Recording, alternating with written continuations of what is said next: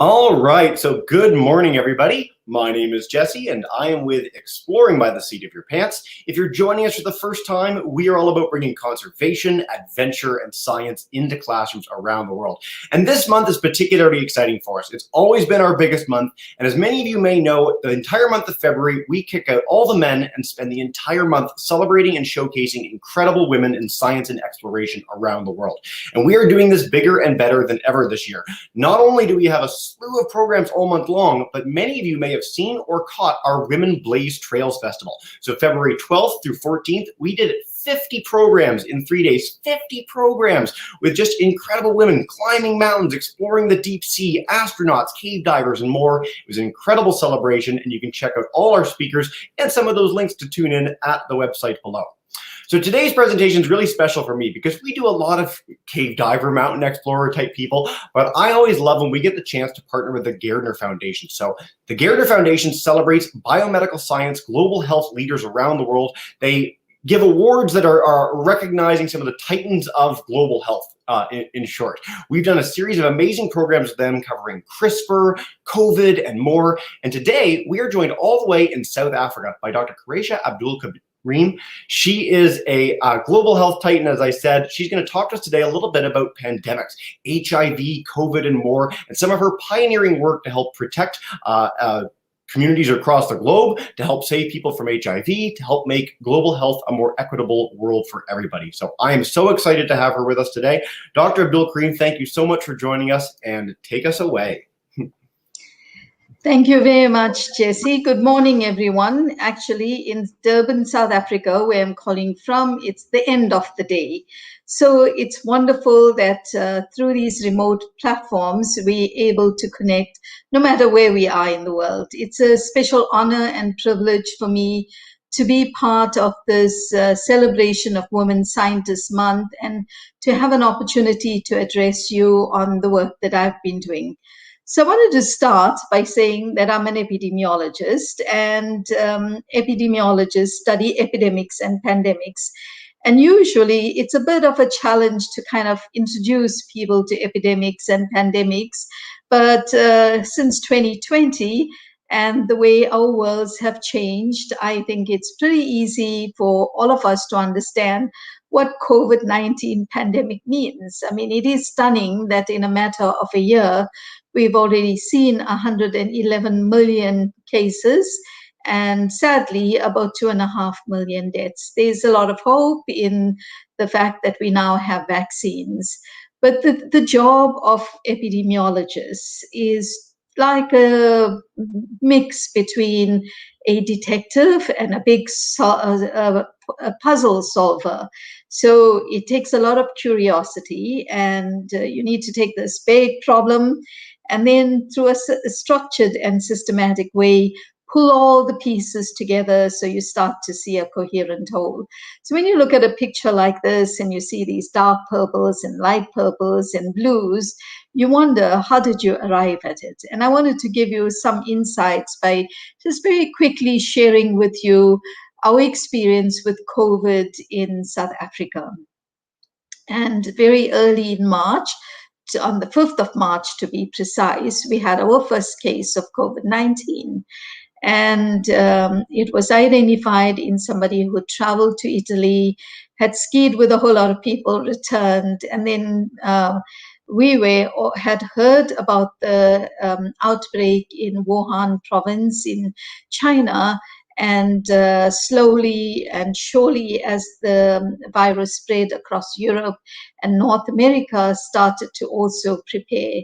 So a lot of our preparation from that first case was really about preparing not to stop the flow of the virus and the spread of the virus, but it was try to prepare so that the 1% or so of the people who get severe disease don't overwhelm our hospitals. And we call that flattening the curve. And you can see our great success during this period. But as we started to live with the virus and some of the national lockdowns started to ease up, we started to see the virus spread. And between June and August, we experienced our first wave. And you can see this is the number of infections we identifying and how that tracks the hospital admissions at that time.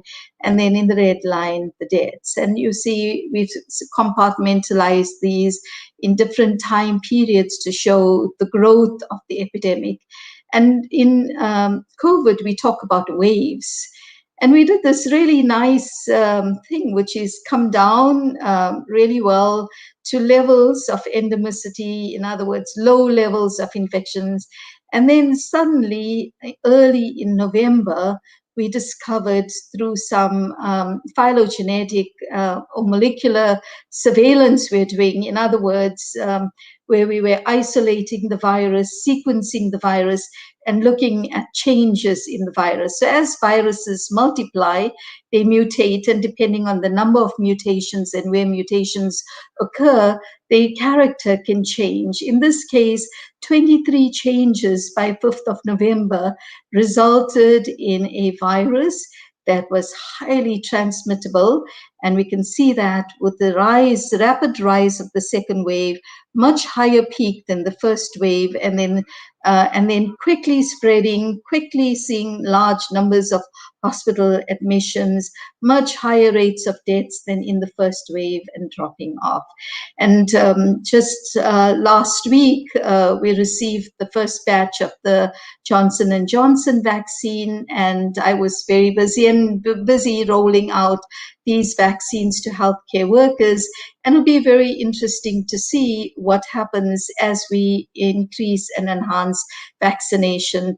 And I think what we're heading towards country by country, and not to get too complacent, because this is a very foxy virus and it really keeps us on our toes. Every time we think we're ahead of it, it does something that challenges us. Now that I've explained epidemics and I have shared with you some of the things epidemiologists do in the context of COVID-19, I'm now going to switch to talking about HIV, a human immunodeficiency virus. Some people think it's something of the past. Well, I've spent the past 33 years working on HIV on a single question.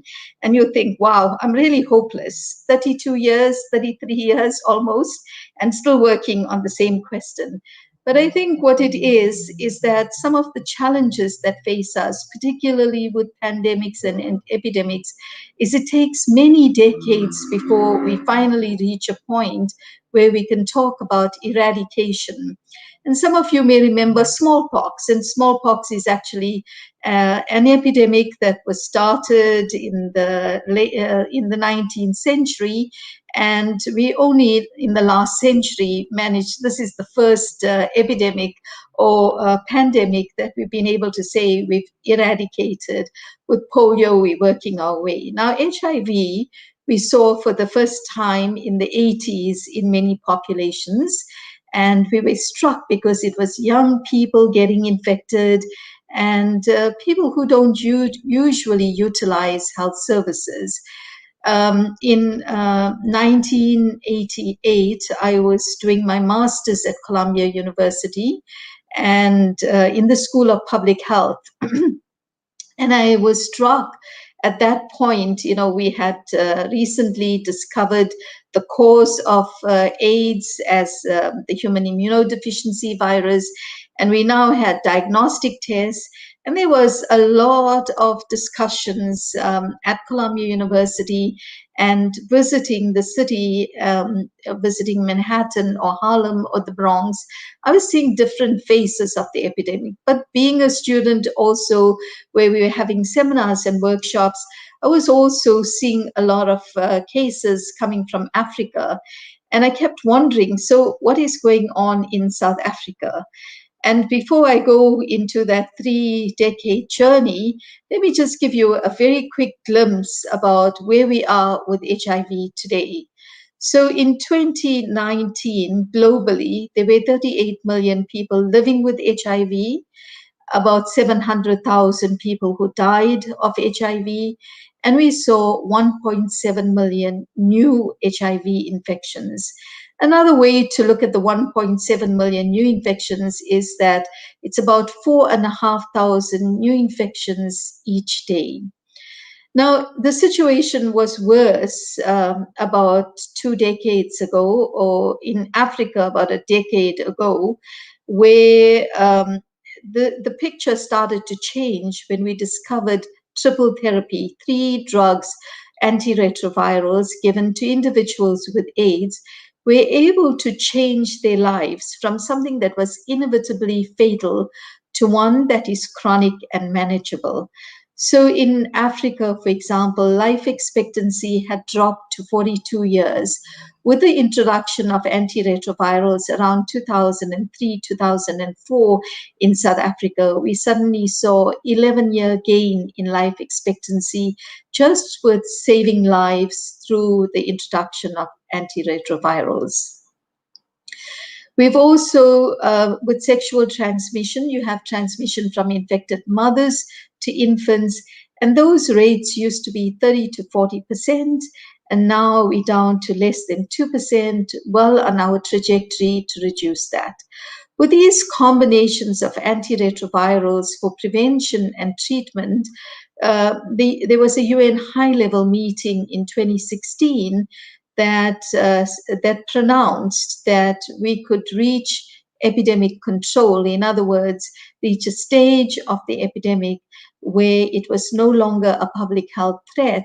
But until we have a vaccine or a cure, which are the 2 outstanding large scientific challenges, we will continue to see the spread of HIV. And as long as the virus continues to spread at a faster rate than we can treat people, we will not see the end of this epidemic. So going back to the global context, I wanted to also contextualize where sub-Saharan Africa is. And here you see that 2/3 of the infections that occur globally occur in sub-Saharan Africa, giving you some idea that for me, based in Africa, this is a big issue. And particularly in South Africa, that is home to 1% of the global population, we have 20% of the global burden of infection. In other words, 1 in 5 infections taking place in South Africa. So this problem is both a global problem and a local problem. And what I think I try to highlight for you is that the virus doesn't spread evenly. Like with SARS-CoV-2, the spread is uneven across the globe. And so we have to understand this diversity that we see between and within countries. Now, on returning to South Africa in 1989, I did one of the first population-based surveys because, as I said, there was very little data from Southern Africa. And I had done some work on malaria and saw an opportunity through an active malaria control program to do this population-based survey. And one of the things that I found in this survey that I did in 1990 was that the overall prevalence of HIV infection in South Africa at that point was less than 1%. But what was striking, because this was population-based, I was able to understand the presence of the virus across the whole life cycle. And so if you look at this particular diagram, what you see is that up to age 10 to 14, there is very little difference between boys and girls, or males and females. But when you get to age 15 to 19, HIV is still rare amongst boys, but 6-fold higher already amongst women, with infection peaking at age 20 to 24 and continuing across the life cycle. In contrast, if you follow the blue line, you'll see the peak at 25 to 29 years. And this was one of the earliest community-based surveys in Africa and demonstrated what would become a unique feature, an important feature of the HIV epidemic in Africa. So here you see the same now more recent data across Africa. What you see is this higher red bar indicating the high rates of HIV infection in young women compared to the blue bar, which is this age-sex difference of about 7 or 8 years. Now, that was in 1990. In 2010, I continued to do a whole lot of studies, and I'm just giving you highlights of this 3-decade journey. And in 2010, I did a survey in high school kids in a rural community that I've been working in for the past 20 years. And one of the things that you note here, and these are kids who are about the same age as you are. This is 2nd and 3rd year into high school. What you see is HIV is rare amongst the boys and remains under 2%. In contrast, when you look at the young girls, what you see is already double the rates by age 15, and then you see the 6-fold higher by age 16 to 17, and then you see 13%, just over 1 in 10 by age 19 is infected with HIV, and once they're over 20, by age 25, it gets closer to every other woman infected. So that age-sex difference characteristic was not something accepted by everyone and was challenged many times. And it was in 2015 that we were able to use sequencing of the virus to put this story to rest. And we were able, through another population-based study that involved about 10,000 people, and we're able to find 90 clusters within infections that had taken place recently. And we were able to generate the schematic, which was quite categorical in terms of compelling evidence that young women under 25 were getting infected from men 25 to 40. Only 1 in 5 of these men knew their HIV status, but their viral load was very high. Now, when you have a very high viral load, it's indicative that you've been recently infected. And when you've been recently infected and your viral load is high, the probability of transmission of the virus is much higher.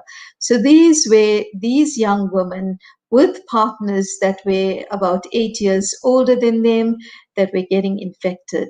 And then you have, as they get older and enter this age range of 25 to 40, they were infecting men 25 to 40, and these men were infecting them. And it was in this case, what you're seeing is peer transmission, where there's a 1-year difference. Here you're seeing an age-sex difference. So if we are to end the epidemic in sub-Saharan Africa, we have to break this chain of transmission, and then we can start to see some light at the end of the tunnel. So by now, I hope you have a good sense of the magnitude of the problem. Now let's look at what is available. Now I'm going back to 1990. I find this problem, and I did 2 more surveys that confirm this age-sex difference. And I look at where the problem is, and I look at what is available to prevent infection. And what's available is abstinence, behavior change, taking faithfulness from both partners, the use of male and female condoms, and medical male circumcision. And the question that the women I was working with in rural, peri-urban, and urban communities were saying, we understand what our risk is, but we don't have something that we can use to protect ourselves. And you're a scientist, you're so smart, why don't you come up with something? And so, so my husband and I worked together, and a whole lot of other people started to recognize and acknowledge this disconnect between high rates of infection in young women. In fact, today, 1 in 4 infections in Africa are in young women between the ages of 15 to 24 years, even though they represent only about 10% of the population. So what did we start to focus on? So in addition to trying to understand some of the behavioral characteristics related to transmission, we started to look at filling this gap in terms of technologies that women can initiate use on. And this field is broadly referred to as microbicides. And these are products that can be applied to the vagina or the rectal mucosa with the intention of preventing transmission of sexually transmitted infections, including HIV. And at that stage, we had a range of products called through gel applicators, rings, and films. And microbicides that contain antiretroviral drugs are also referred to as topical pre-exposure prophylaxis, or PrEP for short. And I'll come back to PrEP. So this graph is showing you now with time, and from the time I started, and we start as a country instituted antenatal surveillance is showing you the spread of HIV across South Africa, and you can see this rapid rise and reaching this plateau around 2002, 2003. And here we are taking product after product. And initially, like with COVID-19 and us looking for treatment, we first look at drugs that are on the shelf and available and licensed for other reasons. In the case of the microbicide field, we looked at vaginal contraceptives that were already approved by regulatory agencies like the Food and Drug Administration in the US, or the South African Health and Health Products Regulatory Authority. And, in the first instant, we're looking at surfactants, which indiscriminately break up any cells in the genital tract. And each time over a period of about 11 years, trying multiple products, we became really big experts at failing. And failure was a hallmark of our work. And it wasn't just us failing. In fact, the prevention field was challenged. We had at this stage something like 37 randomized controlled trials testing different interventions. And unlike preventing mother-to-child transmission or treating AIDS, preventing HIV infection is a major challenge because it depends on both behavior and biology. And I'll return to biology in a few minutes.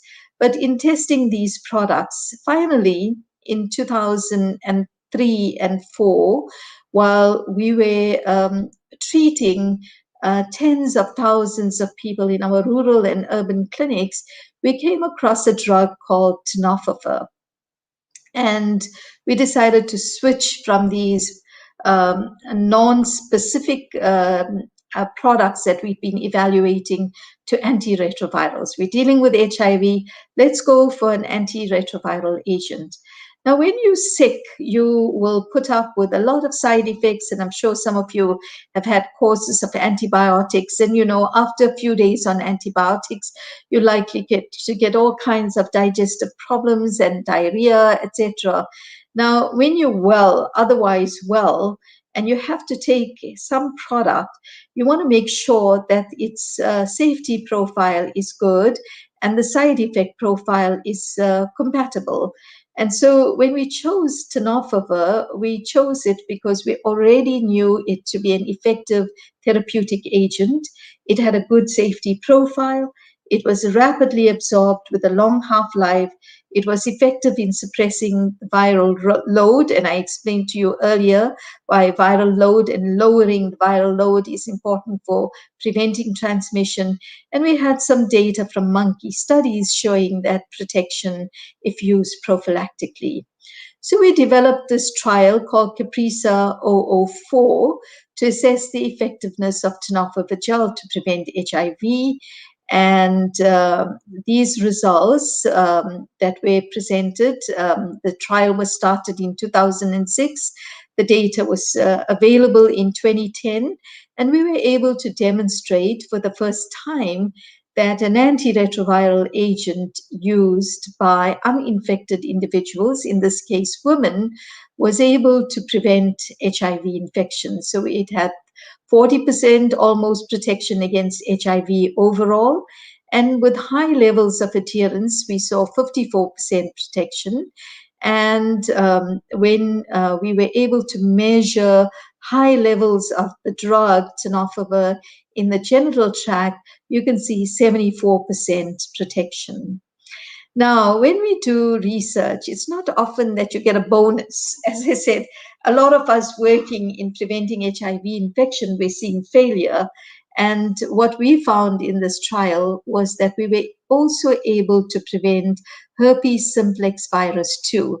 It's a very common virus that spread in sexually active people, and HSV2 also enhances HIV acquisition. And this drug that we use, the tenofovir gel, because of its high concentrations in the genital tract, was able to prevent the second viral infection called HSV2. In fact, it was more effective in preventing HSV2. Here we saw 51% reduction. These data were published in the journal Science, which is a preeminent science journal, and also at the International AIDS Conference in Vienna. And as I said, the state of HIV prevention was so parlous that it really brought a lot of hope and optimism in the prevention field. And each year, the top journals rank the breakthroughs, scientific breakthroughs, and Science and Lancet both categorize this as one of the breakthroughs of the year. But that was 2010. So I'm going to go now, moving on, because in science and trying to sort challenges out, you find, in the words of Nelson Mandela, when you've climbed one mountain and reached the peak, you realize there's many more mountains to climb, and the story starts to go like that. So because this is an antiretroviral, it's very HIV specific. And so it needs to be used to be effective. And we can see the more you use it, the more effective it is. And this is where we now switch to biology. And what we see is that it wasn't simply about use, but we had to reach a certain threshold of drug level. Now, you can do this type of analysis when you have a positive result. When you have a negative result, you can't really analyze data in this way. What we found was that if you used if you were able to attain a threshold of greater than 1,000 nanograms per ml, your level of protection was substantially higher. This was the 74%, compared to if the threshold of the drug or the concentration was less than 1,000 nanograms per ml. What you see is you might as well have been using placebo. So it's not just really about adherence, but there's something else going on. And what we know about this drug is it needs 2 phosphorylation steps. And I'm going to talk now about these phosphorylation steps. And what we found was that this is a heat map of people who had genital inflammation. So we have a range of cytokines. It's part of an immune response and messaging. That what we found was people who used tenofovir and got infected, compared to those who didn't use the gel and got infected over in the placebo arm. What we found was infection was associated with genital inflammation that we categorized as a number of cytokines that are present. And if you had 4 of these 9 cytokines, the probability of you acquiring infection was very high. In fact, the way it works is that these little chemical messengers go out and activate your immune system, and particularly your T cells. And once these T cells get activated, they start to come to the mucosal surface. And what that does is that those are the cells that HIV wants. So you suddenly have, with inflammation, high numbers of these cells that HIV has a high affinity for. So even low infectious strains of HIV are able to set up infection. Now, we don't know what the cause of inflammation is, But what we know in some of the subgroup analysis that we did was, if you have to characterize now with technology that we have, the microbiome, a particular bacteria called Prevotella bevia, if that organism is present, you're 19 times more likely to have inflammation of the genital tract and 13 times more likely to acquire HIV. We also looked at other viruses, and HPV, human papilloma virus, that also causes cervical cancer. What we found was that if you have HPV infection as one of the other organisms present, there was a 2.5-fold increased risk of HIV acquisition, begging the question that as we roll out HPV vaccines that are available and we increase the range in which we do this vaccination, will we reduce HIV acquisition? Now, if general inflammation just increased HIV acquisition, it would be one thing. But what we found was inflammation also reduced the potency of PrEP, and that's the data that we have. And more work, in fact, done with several partners in Canada, showed us that if you look at the microbiome composition, if you had lactobacilli dominance, you had high levels of protection. And if you had non-dominance of lactobacilli organisms, that was reduced. I wanted to end with the story, which is about CAPRISA 256. And, so far I've been talking about prophylactic use of ARVs or PrEP. Now, another branch that is growing is the use of biologicals and what are called broadly neutralizing antibodies. And there's a small number of people, about 40 around the world, when infected with HIV, development of antibodies doesn't prevent severe disease. And these individuals are able to develop these antibodies that are that are able to neutralize large numbers of circulating HIV strains of circulating viruses, human immunodeficiency viruses. And in one of our cohorts, where we study people from the time they get infected as the disease progresses, of course, we put them on antiretroviral treatment nowadays right away when we identify. But we're able to isolate a BNAB from this teacher who's part of our study. And she, of course, on ARVs is doing very well. But these antibodies that we isolated, we're able to make large enough quantities and evaluate its efficacy in monkeys who were challenged with a monkey form of the virus. And what we found is even small amounts, 0.008 milligrams per kg, was able to protect the monkeys from infection. This is very exciting because unlike COVID infection where you recover, and we were very rapidly able to, because of this rapid recovery, mimic the body's response and able to produce vaccines. With HIV, we have now, nearly 40 years later, not found anybody who's naturally recovered from HIV infection, which is why vaccine development has been slow and challenging. And so here we have a situation where with these broadly neutralizing antibodies, if they can offer protection, we can do reverse engineering and find the antigenic stimulation and get closer to a vaccine. But this is another twofer in that these broadly neutralizing antibodies can be administered to people to prevent infection and also help us get closer to an HIV vaccine. So we're hoping that in terms of prevention technologies, it will start looking like contraceptives, a whole wide array of products, injectables, biologicals, antiretrovirals, delivered in multiple forms that women can choose, those that suit their lifestyle and risk at given time points. So to conclude, reducing high rates of infection in young women is key to controlling the epidemic.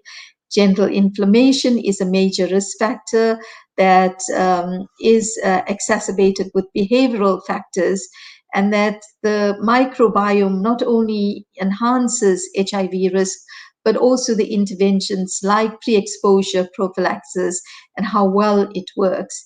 And there's a need for us to be looking at less adherent strategies, but also things, and we've seen this with COVID, where health care utilization is compromised. If we can have things that can be given twice a year or thrice a year, we can really make a big difference. Now, this research has been undertaken with many partners across the globe, but I hope that it gives you a flavor of one, how many challenges we have, challenges that women scientists and other scientists are taking on, but also the importance of women scientists to also proactively take on many challenges in health that women face, and that partnerships across the globe are critically important, and that I hope that that as some of you listening to this talk may be inspired to follow careers in science and join me as I get older now in coming up with novel ways to address this ongoing challenge that we have in preventing HIV infection globally, and in Africa, a key part about prevention in women and how we do that. And let me stop there. Thank you very much. Thank you very much, Dr. Abdool Karim. That was great. We dove in with so much there. We've got a little bit less time than usual for questions. So what I want to do is encourage anyone joining in on YouTube, if you have questions for us, type them in the chat bar. I'd love to take as many as I can. For our live classes, I know it was a lot to cover. So if you guys do have questions, let me know in the chat bar if you do, and then I'll come to you guys directly. But I'm going to kick off with one about sort of, you mentioned that there's so many developments in the works for HIV. You talked about the fact that a vaccine might be possible down the road with some of the developments that you and your team and other teams around the world are doing. Is there a point at which, as the scientific community, we expect HIV might just drop off the table? I mean, we're all looking forward to this with COVID. We see vaccines coming around the world now. So we sort of have an end date in mind for this. Is there a time where HIV might have a similar sort of track where we can think of it as maybe being eradicated from the planet, or is that not the situation? So to eradicate and eliminate HIV, we need a vaccine and we need a cure, both of which we don't have at this point in time. And as I explained, there's a big difference between COVID-19 and HIV in that one, we've seen natural recovery, and the other we don't. And I don't know if the kids are familiar with the story of the hare and the tortoise. And I feel like with COVID-19, it's the story of the hare. And with HIV, it's the story of the tortoise. We've been just chipping away. And part of it is it's really challenging because it targets the very system in your body that's there to defend you. And so that's that is what makes it challenging. And if I was a crystal ball gazer, I could tell you in so many years. I think that our work with broadly neutralizing antibodies certainly gives us much hope and optimism.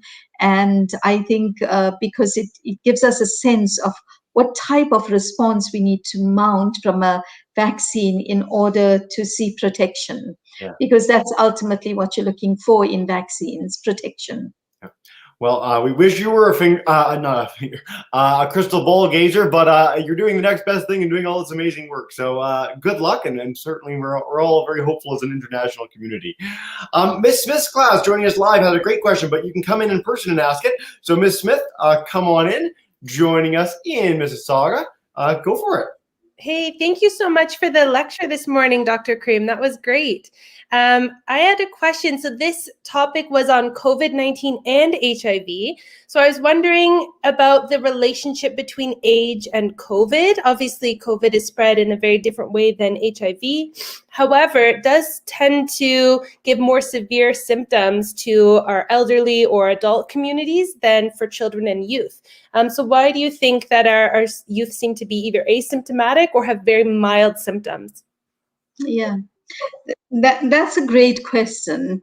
And I think that with COVID-19, initially what we saw with the dominant strain of the virus that was circulating was that the SARS-CoV-2 uses something called the ACE2 receptor. And when you look at people as they age, you see they have, and the ones who were vulnerable in terms of acquiring infection had other comorbidities, and we call them broadly non-communicable diseases like diabetes, hypertension, cardiovascular disease. And those you don't see commonly in young people. In fact, Africa, 65% of its population is under the age of 35. And initially, when we first started to hear about the spread of SARS-CoV-2, we were anticipating that Africa would be hard hit. But then we saw the importance of age and why, as I explained. But the other issue is we have a lot of HIV in Africa, we have a lot of TB, and we have a lot of malaria. So we've trying to, in the second wave, or just before our second wave, we found a new variant of the virus. And several countries have found new variants. Brazil, for example, we saw one in Denmark, in the UK, etc. With the new variant, we're not seeing the same picture as we saw with the first wave in the first half of last year. So including in South Africa, we saw much younger people getting infected. And so that age issue that we saw as a hallmark of the first wave of the epidemic is not characteristic of the second wave that we're seeing. So I think as this virus mutates, as its affinity to the ACE2 receptor increases through these mutations, some of the protective benefits that we'll be seeing in younger people are not there. We're still not seeing a lot of infection in young people, but it's not axiomatic as we did in the first earlier part. So my kind of summary of this virus is it's so wily. Every time you think you're on top of it, something else happens. And with the vaccines that are being rolled out, we're hoping that we can get the viral replication globally down to levels where we can start to really focus on that eradication strategy.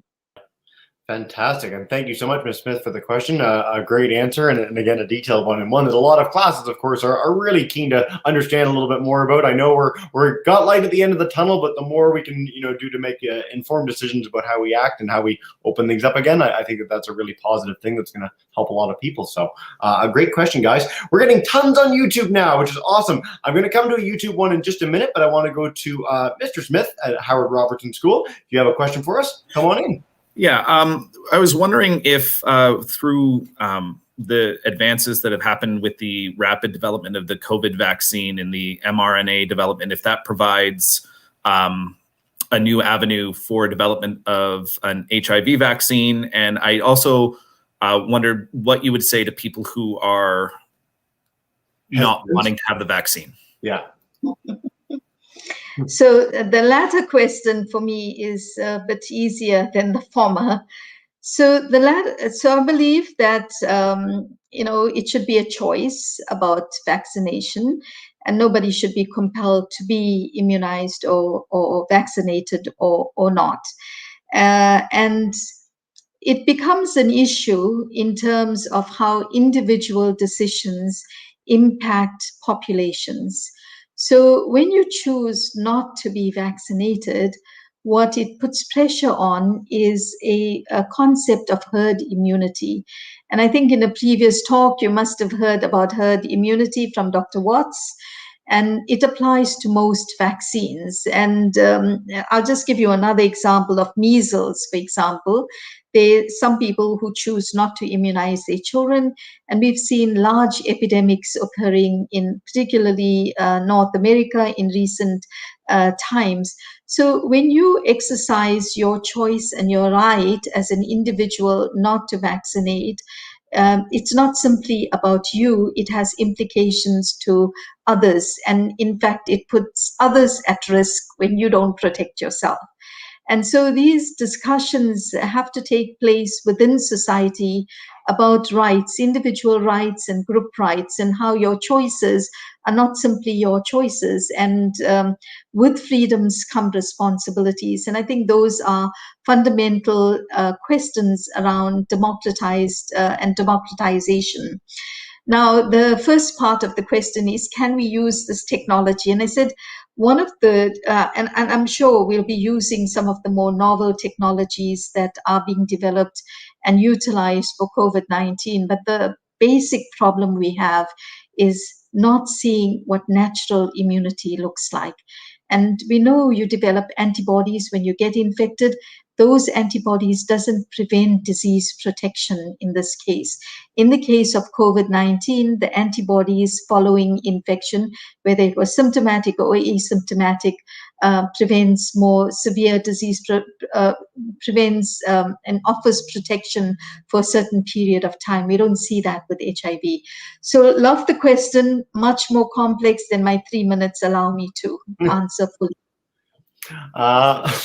Speaking of time restraint, Dr. Abdool Karim, do you have time for 5 more minutes for another 2 questions or so? There's 2 great ones I'd love to take, but only if you have time. No, certainly. You can go for another 10 minutes if you like, or 15 minutes. I'm quite okay. Fantastic. Well, in that case, Ms. Ball's class, they got snowed out today, but they're watching in on YouTube. So they mentioned that you highlighted the microbiome, and are there dietary choices that we can do to impact that biome? I know it's a really novel area of research and really cool. So again, a complicated answer, but I love the question. I love this as well. The microbiome is, there's so much of beauty in the human body and just everything around us. And I think that's that innate curiosity in me and the science that loves it. And as we get more technologies to understand things at this micro level, it's really exciting. The microbiome itself is like, if somebody landed from Mars on Earth and they did a scan of us, they think we bacteria because we have more bacteria on us and in us than we have human cells. And this relationship that we have with the microorganisms in most times is in a beautiful balance and harmony. And every now and again, you have an imbalance, and it's that imbalance that leads to pathogenesis. And we're learning a lot more how important this is in the gut, for example, and how an imbalance there could be a predictor for cardiovascular disease. We're learning now also that the microbiome could have an impact on brain function, and we're seeing a lot more being done on Alzheimer's and other brain disorders and depression, for example. And then studying it in another compartment, which is the genital tract, we're seeing how dysbiosis there can make you more vulnerable to certain organisms that are around then and not. So we're learning right now, and it's a very new field of research. And I know that there are many Canadians, several Canadians that we work with who are leading the field here, Adam Bergner, Lyle McKinnon, amongst others. And so nutrition does impact it. As I alluded to in my presentation, we don't know all the factors that shift you from this sense of harmony to disharmony. But we're learning that that nutrition and diet does play a role, and how sometimes over-processed food and healthier eating and shifting to healthier eating could restore it. In some instances, restoration to a more harmonious stage is possible, in others not. But very exciting space to be working on, because we are finding so many connections with the microbiome, and a healthy microbiome or not, with so many disease presentations that we have. Yeah. I think it's really just the most exciting time for students to ever be in science. I mean, even when I was a kid, which is not that long ago, even though I look older now, there's so much that's changed in the last 20 years. It's just incredible for students coming up today. And that's a perfect lead into our last question coming in from Pleasant View Middle School. They wanted to ask, why did you choose this field of work? What inspired you to end up where you are? And maybe any messages you might have for kids that are keen on ending up in global health and biology and medicine and all the amazing things that you do. Yeah, so this is a slightly long question because it's not where I landed the first time. So I was curious from a very young age. I always knew I was going to be a scientist. I started off doing a BSc degree, majoring in microbiology and biochemistry, and I spent a good part of the next sort of 10 years, graduated at 21, doing research on genetic disorders. And particularly blood genetic disorders, because I had this curiosity about the immune system and just how beautiful it is and why sometimes it, we all have some kind of mutation or the other. The extreme forms of so for young people who watch the sort of shows of superheroes, we're all mutants in some way. Some of us have some severe mutations and we don't know why, and that presents in extreme forms in both ends of the spectrum. It can make you a super athlete, or it can give you some debilitating disorder. So Jesse's right, really exciting time to be doing science. But mine came from a mixture of activism. I grew up in apartheid South Africa. At the time, I finished high school. We were at the brink of a new struggle for democracy, and I didn't think I'd see it in my lifetime. But in studying issues around racial discrimination, I found in epidemiology a beautiful balance of science, rigorous science, and social justice. And in working in HIV, I found a further convergence between my interest in social justice and science. And so that first population-based study that I showed that I showed you about young women and their vulnerability, I didn't know in 1989 when I was planning that study, or 1990, that I would be spending the next 32 years trying to solve this problem. So it's a problem in South Africa, it's a problem in sub-Saharan Africa, and I think quite often the most compelling challenges come where you live. So don't try and, you can try and change the world, but sometimes things right under your nose could be begging for solutions. And I feel, working locally with questions that may have global relevance, to me, in the HIV epidemic and with young women, brought all of those pieces together. Yeah. That is a beautiful and thoughtful answer, so thank you so much for that. Again, we could probably talk all day. We've got a bunch more questions on YouTube, but people can share those with me after the fact, and we'll try and get them to Dr. Abdool Karim and make sure we can get you guys the answers you're looking for. Really appreciate the over 200 kids tuning in from across Ontario today. Welcome in from across the province. It's been such a thrill having you, and thanks to those of you who dodged the snowstorm or tuned in on YouTube if you couldn't make it live. Before we wrap up, I just want to share two quick things. One is, if you want to learn more about the amazing work of Dr. Abdool Karim and see the other Gairdner laureates and learn more about all the work that they do as a foundation, check out Gairdner.org. Again, amazing website. This is our 5th talk in their series. You can check out more by Dr. Rodolfo Berengu, Dr. Tanya Watts, and more on our YouTube channel. And then finally, after this presentation, we've got a survey for you guys. So with our partnership with Gairdner, we're highlighting all the amazing programs that we're doing. We're encouraging you guys to fill out a quick survey with your students if you guys get a chance. So stay tuned for that survey. I'll be emailing it to our registered groups after the fact. Dr. Abdool Karim, thank you so much for spending some time with us today. I really appreciate it as you wrap up your day all the way across the pond in South Africa. And yeah, thank you so much. This has been great. Thank you for having me, and have a lovely day further. Bye, everyone. I'm going to bring in everyone just to say a quick goodbye with me. So all our teachers, thank you guys so much.